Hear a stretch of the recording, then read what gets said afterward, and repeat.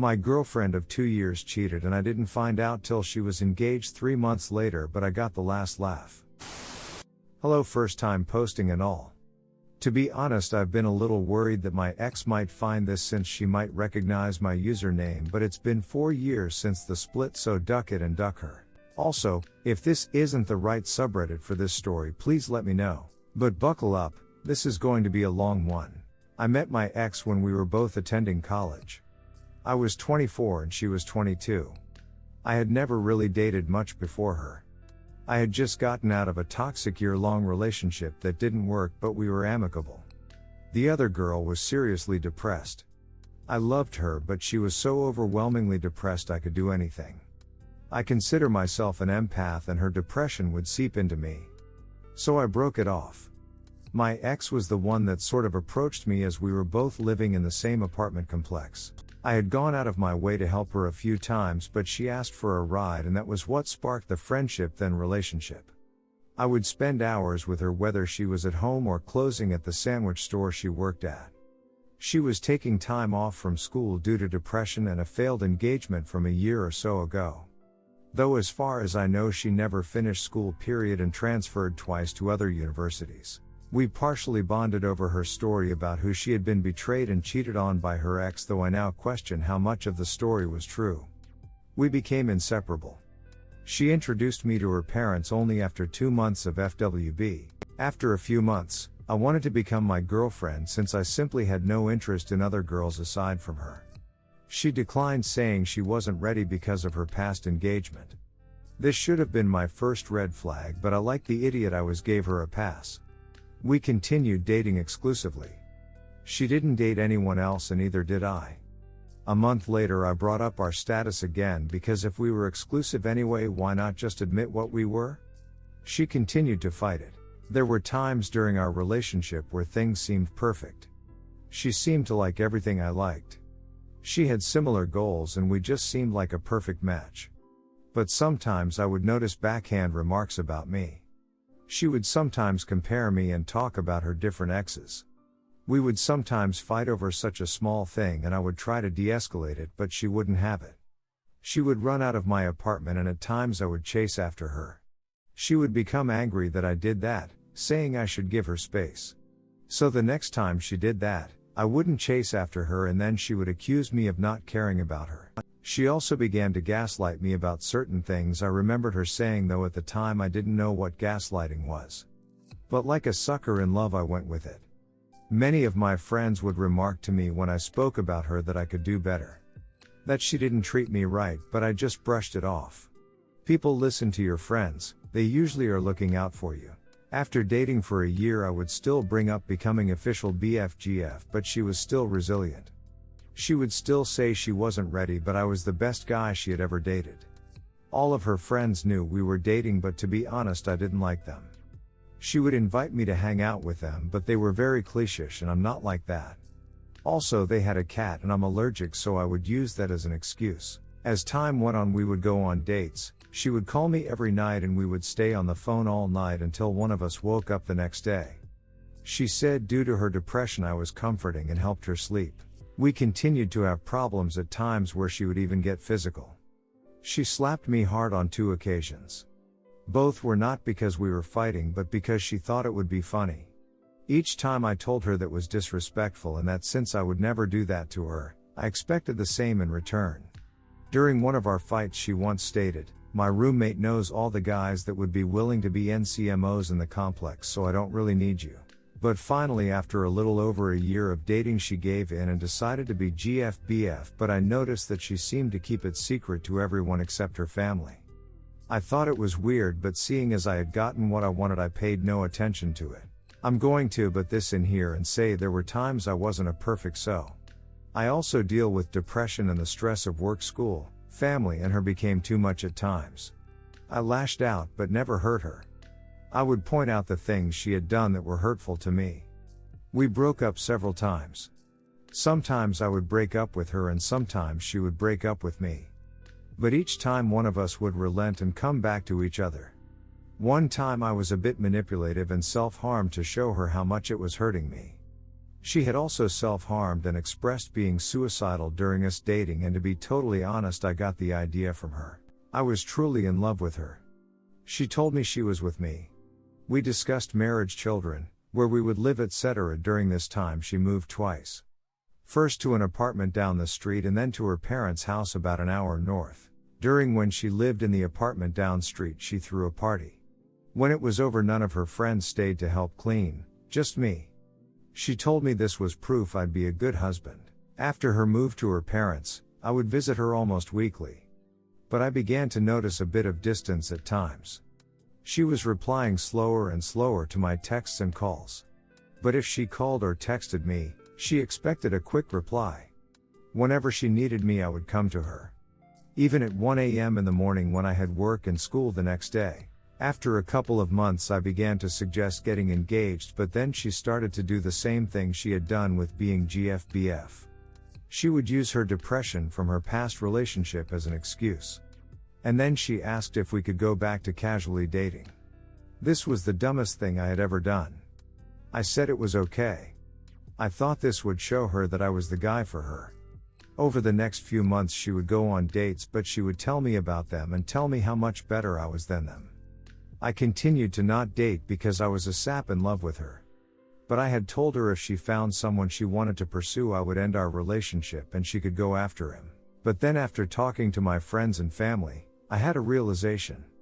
That why was I doing all this for her when she wasn't even my GF anymore? So I told her and she agreed that any physical relationship would end until we got back to being exclusive. Except, it didn't. We would go on dates and she would guilt me, pressure me. And I would give in.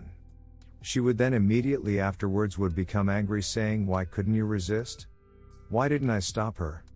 She became very abusive and hurtful. The worst was when she told me that if she got pregnant, she would never tell me and only she would decide what to do then. That hurt so much, as I've wanted to be a father and would never leave my children alone.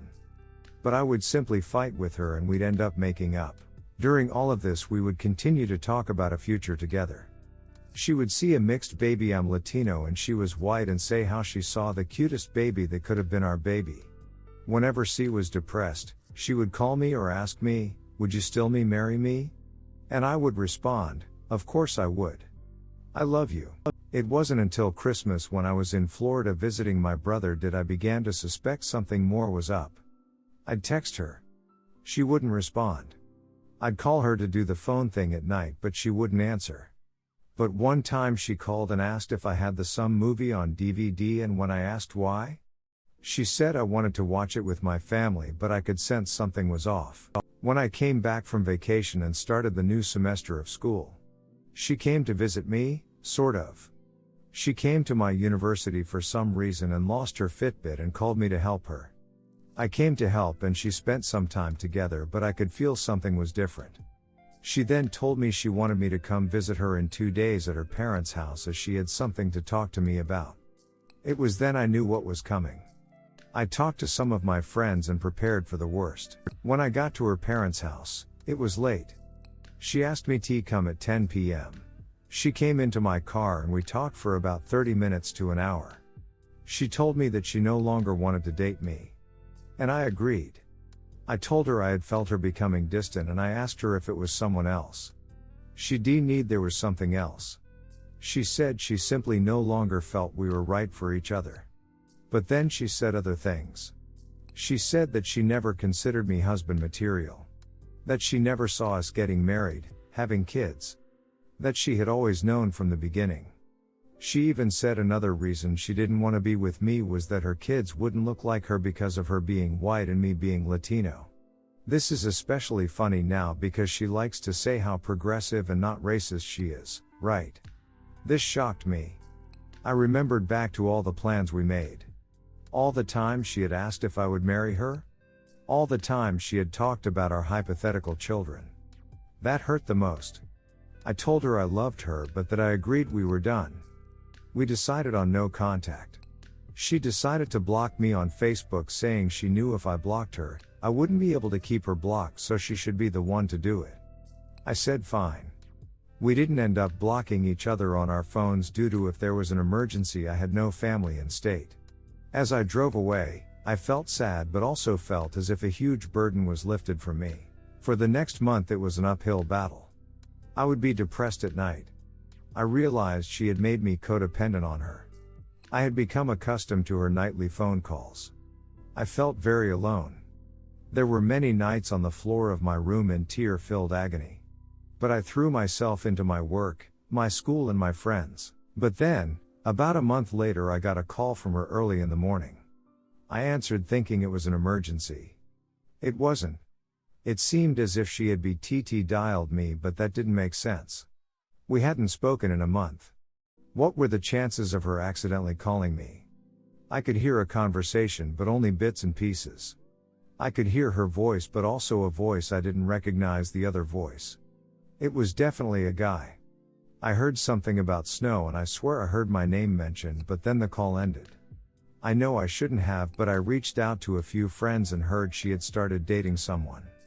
I then reached out to her I know I shouldn't have and asked if she was alright. It took a few days for her to respond. She then said she had BTT dialed me but she had wanted to speak to me.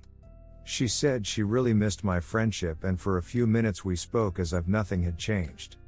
She told me she had started seeing someone. I told her I had heard and she asked how and I told her from friends. By then I had seen a picture of the guy. She began talking about him and about his flaws. I just listened but I began to feel weird about it. She then spoke about his hair being weird and I responded yeah it is a bit, but I guess she had been speaking about his hair years ago and then began to question how I knew what his hair looked like back then.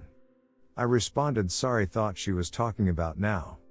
She then told me that she had recently been getting a lot of random friend requests on FB and she asked if they were me. They weren't.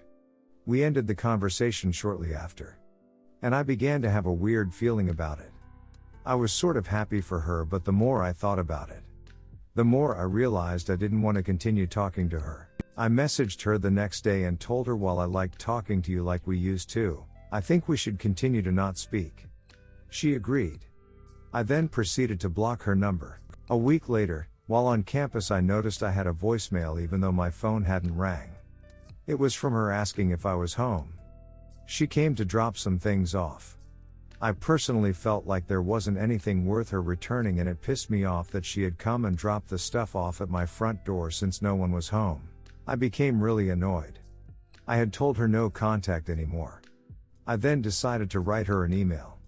I told her basically that I had loved her with all my heart, but that she had mistreated me in a lot of ways, lied to me, etc. I told her to thank her parents for being kind to me. We had a rather good relationship and they actively told me how amazing of a BF I was.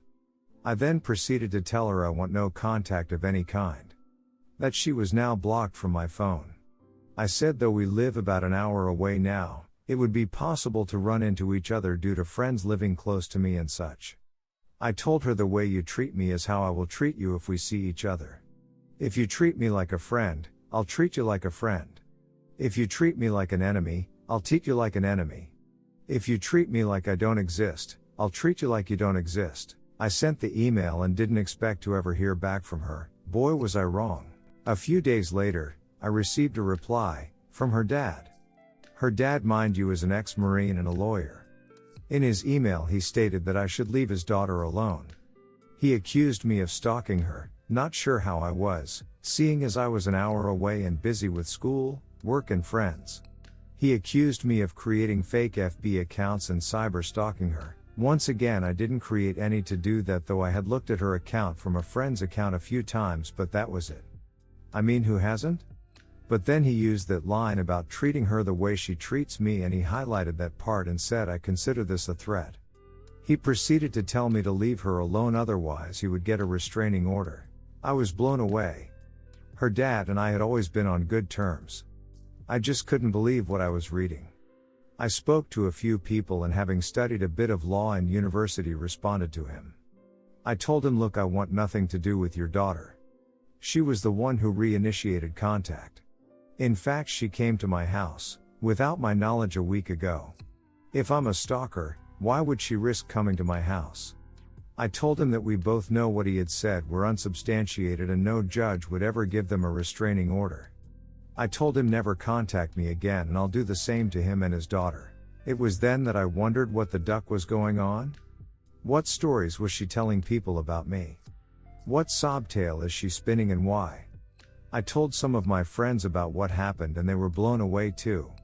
They just told me that I had dodged a nuke and I should be happy. I thought the story would end there, but like I said, this is a cheating story, a long one but a cheating story nonetheless. So we had broken up in January. Just after the first week of April, a friend of mine messaged me while I was working and told me that my ex had just gotten engaged. I was floored. It had only been 3 months. For the girl that had constantly said how hard relationship had been for her because of her cheating, abusive ex-fiancé, it just didn't make sense. But what was interesting, my friend told me, was a comment that someone had put on her announcement. This person was congratulating her on her engagement and so happy she could help them get together back in November. The same November when we were still going out. Yes, weren't exclusive at that point, but to me, since I had given her several outs and she lied about there being someone else, I consider that cheating. I was livid. And then everything came into place. That's why she became distant at Christmas. That's who she wanted to watch that movie with. That hurt, but I got on with my life. I was still having depression issues. Trust issues. I spoke about it to some people. Friends, church people.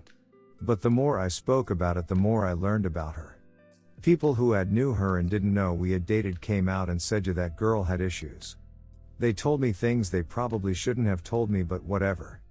I found out all the nasty things she said about other people and I began to realize that she never really cared about me.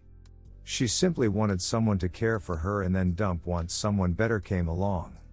I realized that the reason I fell in love with her was not because of who she was, but what she pretended to be. She had heard about me, knew I was a nice guy and decided I was empathic enough to trick. She simply reflected myself back at me and I thought I was dating someone similar to me, but really I had been dating a narcissist. But this helped me understand a lot about myself.